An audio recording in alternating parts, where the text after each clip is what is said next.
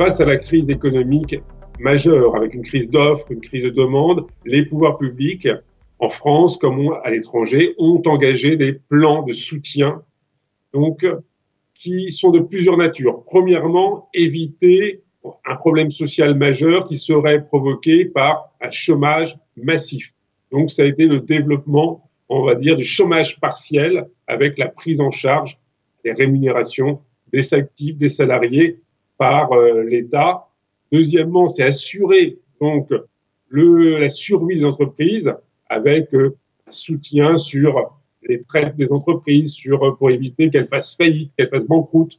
Et donc, là également, des plans très importants de l'État pour venir en aide aux entreprises. On est évidemment sur des centaines de milliards d'engagements possibles, avec un plan de soutien à l'économie qui aujourd'hui, soutien direct, est de 45 milliards d'euros pour la France. Les États vont devoir s'endetter, c'est vrai, avec des déficits publics qui vont augmenter. On était à 3% en 2019.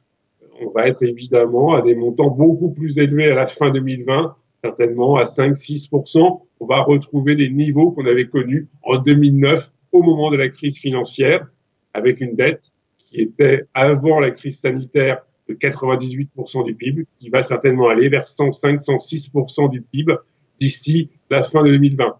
Donc c'est via l'emprunt, évidemment, et via l'appui des banques centrales, de la Banque centrale européenne, qui va monétiser une partie de ces emprunts, qui va racheter aux États les obligations qu'ils émettent. Et donc, c'est la Banque centrale qui va rendre donc ces dettes en partie dans son bilan.